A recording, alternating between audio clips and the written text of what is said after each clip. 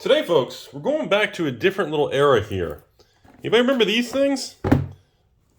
Once upon a time, back in 1994 and 1995, Wizards of the Coast made these nice little things in the basement. They're called gift boxes. You give them to your loved ones in the drive-thru. And then you look for a popsicle in the basement. Folks, Rudy with Timmy's Emporium here to discuss the infamous world of 4th edition today. We don't really talk about 4th edition on this channel. No, if you're looking for some pack openings, I'm here to disappoint your hopes and dreams because we're not going to open any packs today. Not really interested in that. More interested in telling you guys about what's going on. Story of this, where I see 4th edition. And whatever we talk about in this video can pretty much apply to Ice Age also. 4th edition. Jeez Louise, man.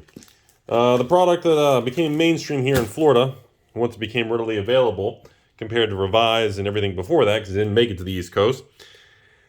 I guess we can start with these. So these gift boxes, you always have to check them. Okay? If you see the Vesuvian Doppelganger artwork in one of these little squares in the side, you have yourself a revised edition. See how the wrapper starts to get a little old there? You have a revised one. Okay, this is a 4th edition one. We do not see the Doppelganger anywhere. This is 4th edition. So people ask, Rudy, let's address the questions first, the Q&A. How do I know these are not resealed?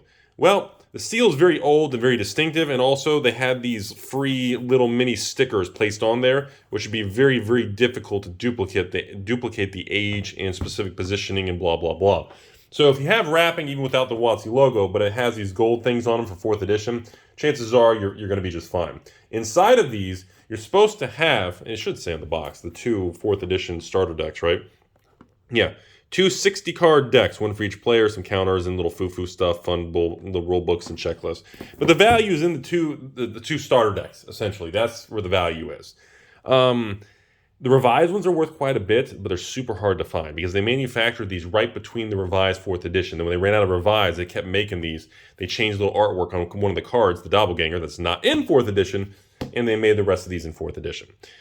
Market value, I don't recommend people really buy these. They're not really, I don't consider these investments or anything. I just like them because they're just kind of fun, collectible things for me to use in backgrounds and just have as kind of some nostalgia, historical stuff because I just like the packaging. It's the only time they really made really cool stuff like that. So I really don't recommend them as an investment. I don't think they're going to go to 10 bazillion Bazinga dollars in the future, Zimbabwe $1 trillion bill. I just think it's fun. So just be aware of that. Now let's talk about these. So these things, 4th edition starters. All 4th edition starters do have 3 rares and a bunch of uncommons, commons, and of course gem mint basic lands. Always verify these are regular starters by looking on the side to make sure it is printed in Belgium and not, because if that says made in USA by a United States playing card company, congratulations, you just made a lot of money. So that would be alternate 4th, and of course shake them. That noise means they are sealed on the inside. Remember, alternate 4th edition, certain printings of Mirage, they do not have inner seals, so you will hear loose cards, and that does not mean it's tampered with. That is, they did not contain inner seals. So do not confuse that. Anyway, 4th edition starters, I literally went to Books A Million Electronics Boutique and I was buying these for $7.95 and later on $8.95 as people raised prices, then eventually $9.95 before they went out of print here in the good old Florida man Rudy, okay? Yeah, in 2021, the box prices of the bricks of 10 starters are probably around $1,000 to $2,000 if you can get a sealed brick. I know. And I know the next question. Rudy, that doesn't make sense. The cards aren't worth that. You are correct, Timmy. The single cards within those packs, there is no way to make $1,000 to $2,000 within single cards. Remember, as we know, the price of the singles become less and less relevant the older the product gets. The spread between sealed and singles becomes larger as you progress past 5-year, 10-year, 15-year, 20 years. These are 1995, folks. It's 2021. Are you serious? Do the math. Is that really wait a minute. 95 to 2020. Is that really 26 years now? Holy God. So again, anything that's that old, nobody cares. It's about the experience, nostalgia, and of course, the smell of the old cards. Keep that in mind, folks, okay? On top of that, while at this time of the filming of the video, people are not grading 4th edition Ice Age cards or anything like that, They don't really see a huge value or premium.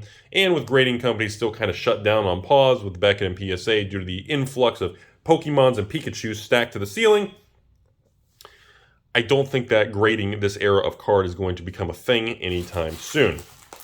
Now, does that mean these things should be worth today's prices? You know?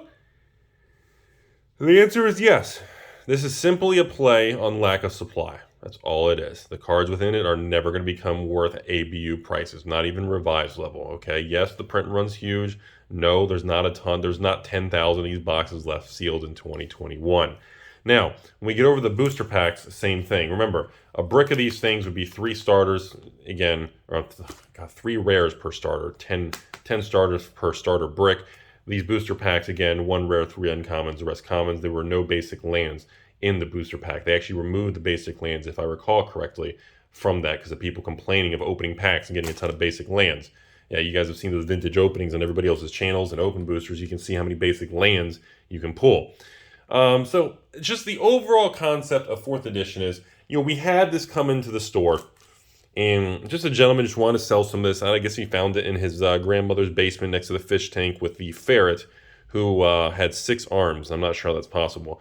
And he just wanted to sell these, and I paid him for these, and I thought it would make a nice discussion, because we never talk about 4th edition on this channel, like ever. It's just one of those things where it's not super expensive, so we skip over it, and it's not brand new with all the news and hype, so we skip over it. It's kind of that really old, but not old enough and valuable enough to really get a lot of conversation on this channel, so I felt it deserved some historical references on here.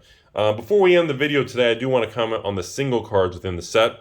People ask, well, Rudy, what about like Sylvan Library and Land Tax? And this has an old white border lightning bolt and Hercule's Recall. And yes, Sarah Angels, Shivan Dragons. There are a lot of iconic cards. And chances are there will be a time in 5, 10, 20 years from now, long after I'm not on YouTube, that some of these things will become special.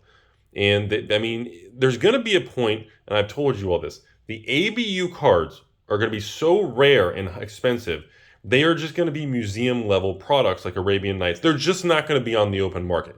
We are marching toward an era where cards of Alpha Beta specifically, and of course like Arabian and Antiquity, these things are just not going to be floating around. You're not going to go to Rudy Fest 2029 or 2069 in Rudy Fest. You're not going to see all these vendors with 100, Alpha cards. It's just not how the world works. Natural attrition, lost in the mail, natural disasters, unfortunately personal problems and life and death situations and age, and we all have a finite time frame, and eventually, these things are lost and destroyed. That's just how attrition works in the cycle of life. And we are going quicker, and I've been saying it for video after video. I still believe the supply is far worse than everybody believes. I've been saying that with sealed boxes, everything pre-2010, pre-Bronze Age, before they changed the print to basically print to oblivion in 2011, but pre-RTR Gatecrash Dragon's Maze block, anything older than that, the supply is not properly being understood and priced into the market. Now, again, are there a lot of single cards in the market? Absolutely. There's tons of every set for the singles in bulk all over the stores, warehouses, basements, everywhere. But the sealed stuff, I'm telling you all, it's a whole different beast, man. But anyways, to answer your questions on the single cards of 4th edition, I don't think there's a lot of upward potential. I don't consider them investable because, let's put it this way. If you want to invest in 100 copies of Land Tax or Sylvan Library, are you going to buy a reprint white 4th edition version that has a lot of singles in the world with millions of copies and millions of print? Well, not millions of rares, but it's up there. Or are you going to go after the super rare original printing 94 black bordered Legends that has a very low print run with very limited in the world, and the colors are bold, they look beautiful, and they are the original 1st edition? That is my basic common sense approach. And based on that, I do not, even though there's no reserve list in 4th edition, I just don't see the potential. And I know, Land Tax was just reprinted in what? Land Tax is in what? Battle Bond and Master Sets and everything. And it'll be reprinted again. Same thing with Sylvan Library. But I don't care about the reprint hammers and secret layers But I'm just saying original first edition will always be special. Looking at the Four Horsemen and the ABU stuff. Fourth edition is a nostalgic play towards people like me and millions of people who were introduced with Magic, and the first time they were introduced was 4th edition in Ice Age.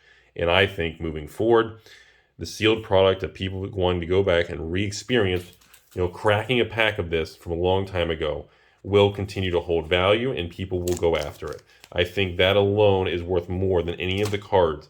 People seem to misappreciate or miscalculate the value of an experience for people when you're older of reliving something when you're younger. That's kind of my final thoughts on this video. People don't grasp how much an older individual will pay to relive a special moment. Think about that.